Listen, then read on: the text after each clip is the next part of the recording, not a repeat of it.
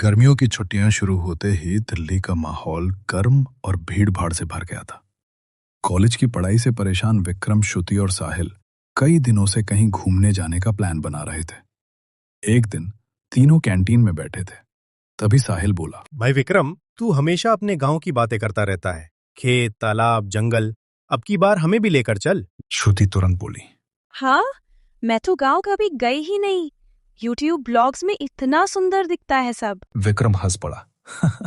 तुम दोनों शहर वाले गांव में 2 दिन भी नहीं टिक पाओगे। साहिल बोला, चैलेंज एक्सेप्टेड। तुम बस हमें अपने गांव लेके चलो।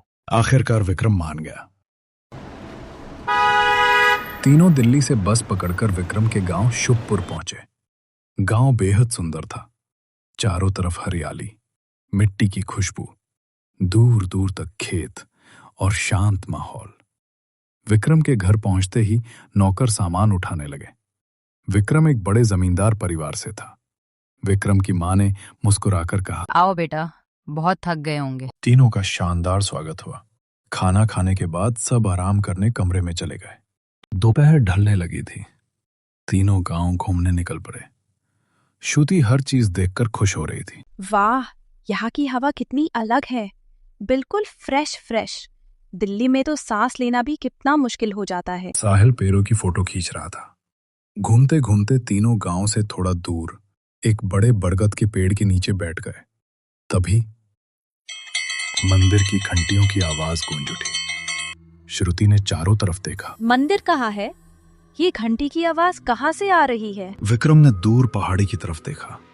घने पेड़ों के बीच पहाड़ी के ऊपर किसी मंदिर का सिर्फ ऊपरी हिस्सा दिखाई दे रहा था। वो रहा पहाड़ी के ऊपर। साहिल की आंखें चमक उठी। इतनी ऊंचाई पर मंदिर, मजेदार है यार। विक्रम धीरे बोला, अजीब बात यह है कि पहले वहाँ कोई मंदिर नहीं था। श्रुति ने कहा, शायद कोई पुरानी मान्यता होगी। साहिल हंस पड़ा। कल चलते हैं, वहाँ एडवेंचर करेंगे। पहले घर चल, अंधेरा होने वाला है। कल की कल देखेंगे। शाम होते होते गांव का माहौल बदलने लगा। अचानक लोग जल्दी जल्दी अपने घरों की तरफ भागने लगे। दुकानें बंद होने लगी। एक बूढ़ी औरत बच्चों को डांट रही थी। जल्दी घर चलो, अंधेरा होने वाला है। श्रुति ने धीरे से पूछा, सब इतने डरे हुए क्यों लग रहे हैं? तभी विक्रम की मां दूर से चिल्लाई, विक्रम, अंदर आ जाओ। तीनों घर लौट आए। रात में खाना खाते वक्त साहिल ने विक्रम के पिता से पूछा, अंकल, पहाड़ी वाला मंदिर कब बना? विक्रम के पिता एक पल के लिए चुप हो गए। फिर बोले, एक साधु आए थे कई साल पहले। लोग उन्हें बहुत मानते थे। उनके जाने के बाद मंदिर बना दिया। साहिल बोला, अंकल, कल हम वहाँ घूमने जाएंगे। इतना सुनते ही विक्रम के पिता का चेहरा बदल गया। उन्होंने कड़क आवाज में कहा, कोई जरूरत नहीं है वहां जाने की। कमरे में सन्नाटा छा गया। साहिल धीरे से बोला, अंकल, हम सिर्फ घूमने जाएंगे। विक्रम के पिता अचानक जोर से चिल्लाए, समझ नहीं आता क्या? वहां नहीं जाना है। श्रुति डर गई। विक्रम अपने पिता को हैरानी से देखने लगा। उसे पहली बार लगा उसके पिता उससे कुछ छिपा रहे हैं। रात गहरी हो चुकी थी। तीनों एक ही कमरे में सोए थे। साहिल धीरे से बोला, यार, तेरे पापा बहुत अजीब बिहेव कर रहे थे। विक्रम बोला, हाँ, जरूर कोई बात है। थोड़ी देर बाद श्रुति और साहिल सो गए, लेकिन विक्रम की आंखों से नींद गायब थी।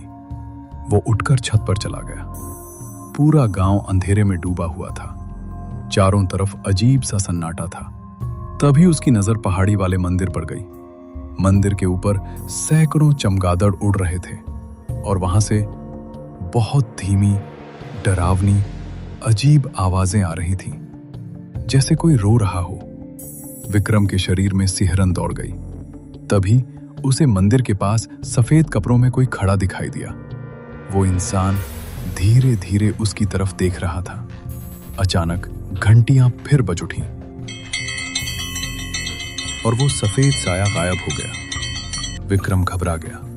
उसने तुरंत नीचे जाकर दरवाजा बंद किया, लेकिन उसे बिल्कुल अंदाजा नहीं था कि अगली सुबह उनकी जिंदगी हमेशा के लिए बदलने वाली थी। सुबह होते ही गांव में मुर्गों की आवाज गूंजने लगी।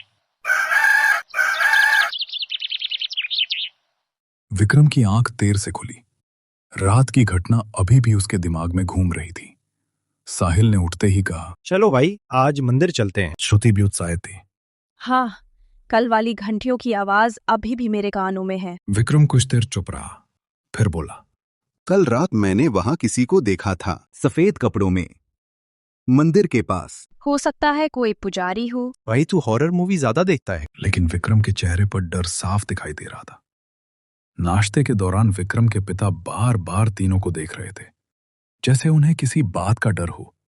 उन्होंने सख्त आवाज में कहा, आज गांव के बाहर मत जाना। साहिल मुस्कुराया। जी अंकल। लेकिन उसकी आंखों में शरारत साफ दिख रही थी। दोपहर होते ही तीनों चुपचाप घर के पीछे वाले रास्ते से निकल गए। साहिल ने अपने बैग से लालटेन, चाकू और रस्सी निकाली। श्रुति हंस पड़ी। तू सच में एडवेंचर करने आया है? साहिल बोला। Safety first. तीनों पहाड़ी की तरफ बढ़ने लगे। जैसे जैसे वे जंगल के अंदर जाते गए, वैसे वैसे माहौल बदलने लगा। पेड़ इतने घने थे कि धूप भी नीचे नहीं आ रही थी। चारों तरफ अजीब सी बदबू फैली हुई थी। कहीं कहीं पेड़ों पर लाल कपड़े बंधे थे। श्रुति धीरे बोली। ये सब किसने बांधा होगा? विक्रम बोला। पता नहीं, पहले कभी नहीं देखा मैंने। तभी उन्हें पीछे से किसी के चलने की आवाज सुनाई दी। तीनों तुरंत रुक गए। साहिल ने पीछे लालटेन की रोशनी से देखा, लेकिन वहां कोई नहीं था। शायद कोई जानवर होगा, साहिल बोला। लेकिन श्रुति अब डरने लगी थी। थोड़ी दूर जाने के बाद उन्हें रास्ते में एक बूढ़ा आदमी दिखाई दिया। उसकी लंबी दाढ़ी थी और हाथ में लकड़ी का डंडा। वो तीनों को घूर रहा था। किधर जा रहे हो? उसने भारी आवाज में पूछा। विक्रम बोला, मंदिर तक। ये सुनते ही बूढ़े का चेहरा डर से बदल गया। वापस चले जाओ। श्रुति ने पूछा, क्यों बाबा? बूढ़ा धीरे बोला, वो मंदिर नहीं है। तीनों एक दूसरे को देखने लगे। साहिल बोला, मतलब? बूढ़ा कांपती आवाज में बोला, उस पहाड़ी पर मौत रहती है। अचानक तेज हवा चलने लगी।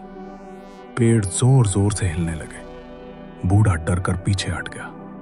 सूरज डूबने से पहले लौट जाना, वरना वो तुम्हें भी नहीं छोड़ेगा। इतना कहकर बूढ़ा जंगल में गायब हो गया। श्रुति अब सच में डर गई थी। गाइस, मुझे ये ठीक नहीं लग रहा। लेकिन साहिल अभी भी उत्साहित था। इतना आ गए हैं, अब वापस नहीं जाएंगे। विक्रम चुप था। उसे बार बार ऐसा लग रहा था जैसे कोई उन्हें देख रहा हो। करीब 1 घंटे बाद आखिरकार वे पहाड़ी के ऊपर पहुंच गए।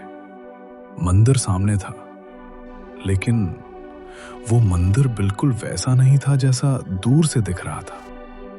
मंदिर की दीवारें काली पड़ चुकी थी। जगह जगह दरारें थीं। दरवाजे पर अजीब चिन्ह बने हुए थे। और सबसे डरावनी बात, वहां एक भी पक्षी की आवाज नहीं आ रही थी।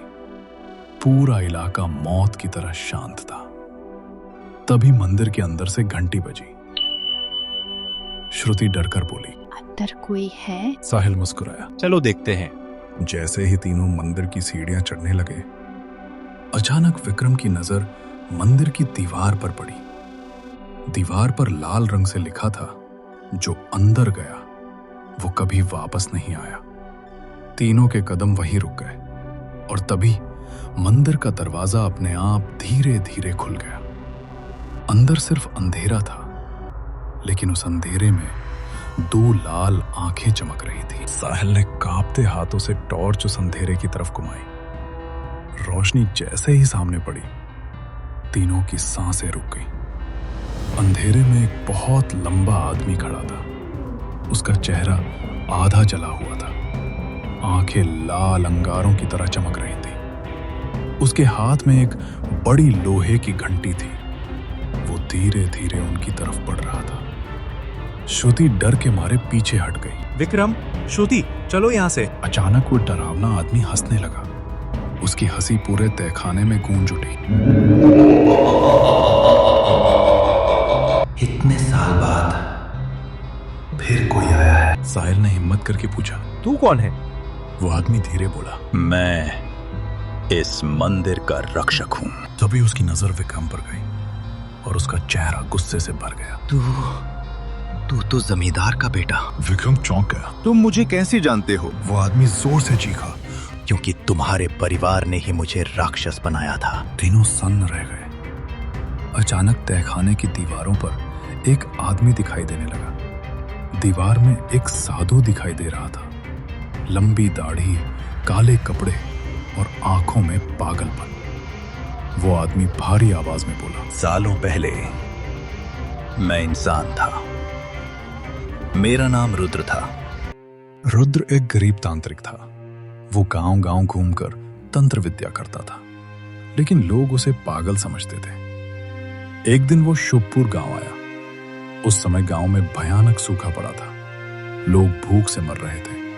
तब रुद्र ने गांव वालों से कहा, अगर तुम लोग मेरी पूजा करोगे तो मैं गांव को बचा सकता हूं। शुरू में किसी ने उसकी बात नहीं मानी, लेकिन फिर रुद्र ने काले तंत्र से बारिश करा दी। सूखे खेत हरे हो गए। बीमार लोग ठीक होने लगे। गांव वाले उसे भगवान मानने लगे। लेकिन धीरे धीरे रुद्र बदलने लगा। उसे शक्ति का लालच हो गया। वो रात में जंगल में अजीब पूजा करता, जानवरों की बलि देता, फिर इंसानों की। जो भी गांव के खिलाफ बोलता वो गायब हो जाता। एक रात गांव वालों ने उसका पीछा किया और मंदिर के नीचे यही तहखाना मिला, जहां रुद्र इंसानी लाशों पर काला तंत्र कर रहा था। गांव वाले डर गए। उन्होंने रुद्र को पकड़कर इसी तहखाने में जिंदा जला दिया।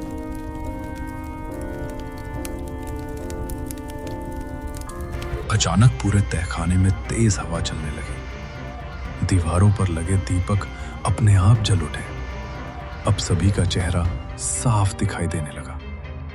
श्रुति रोने लगी। राक्षस ने तीनों की तरफ देखकर कहा, आज अमावस्या है और मुझे 3 नई आत्माएं चाहिए। आज तुम तीनों की बलि के बाद दुनिया में सबसे शक्तिशाली बन जाऊंगा और फिर मुझे कोई नहीं मार पाएगा। अचानक तहखाने का दरवाजा अपने आप बंद हो गया। तीनों घबरा गए। साहिल जोर जोर से दरवाजा पीटने लगा, लेकिन दरवाजा नहीं खुला। वो राक्षस धीरे धीरे उनकी तरफ बढ़ने लगा। तभी विक्रम की नजर जमीन पर पड़े एक पुराने तावीज पर गई। तावीज देखते ही उसे बचपन की बात याद आई। उसकी दादी हमेशा कहती थी, ये तावीज कोई मामूली धागा नहीं होती, इसमें बहुत शक्ति होती है। ये बुरी शक्तियों और भूत प्रेत से हमारी रक्षा करते हैं। विक्रम तुरंत तावीज उठाने भागा। राक्षस जोर से चीखा, नहीं। लेकिन विक्रम ने ताबीज उठा लिया। तभी पूरा तहखाना कांपने लगा। दीवारों से काला धुआं निकलने लगा। राक्षस दर्द से चीखने लगा। साहिल चिल्लाया, इसे आग में डालना होगा। राक्षस पागलों की तरह उनकी तरफ दौड़ा। श्रुति डर से चीख रही थी। जैसे ही राक्षस विक्रम तक पहुंचने वाला था, विक्रम ने पूरी ताकत से तावीज आग में फेंक दिया। पूरा तहखाना आग की लपटों से भर गया। राक्षस दर्द से तड़पने लगा। उसका शरीर धीरे धीरे राख बनने लगा। नहीं। घंटियां अपने आप जोर जोर से बजने लगी। दीवारें टूटने लगी। विक्रम चिल्लाया, भागो यहां से। तीनों तेजी से सीढ़ियां चढ़ते हुए मंदिर से बाहर भागे और जैसे ही वे बाहर पहुंचे, पूरा मंदिर अंदर धंस गया। चारों तरफ धूल फैल गई। जंगल में अचानक सब शांत हो गया। तीनों डर से कांपते हुए पहाड़ी के नीचे पहुंचे। वहां पूरा गांव खड़ा था। विक्रम के पिता उन्हें देखकर गुस्से से चिल्लाए, मना किया था ना तुम्हें वहां जाने से, फिर क्यों गए? तुम लोगों को कुछ हो जाता तो? विक्रम ने सिर्फ इतना कहा, वो हमेशा के लिए खत्म हो गया। गांव में किसी को भी डरने की कोई जरूरत नहीं है। उसी पल पहाड़ी से आखिरी बार घंटी की आवाज आई और फिर हमेशा के लिए सन्नाटा छा गया। उस रात के बाद शुभपुर गांव में फिर कभी उस मंदिर की घंटियां नहीं बजी। लेकिन गांव वाले आज भी कहते हैं, अमावस्या की रात अगर कोई उस पहाड़ी के पास जाए तो हवा में किसी के धीरे से हंसने की आवाज जरूर सुनाई देती है।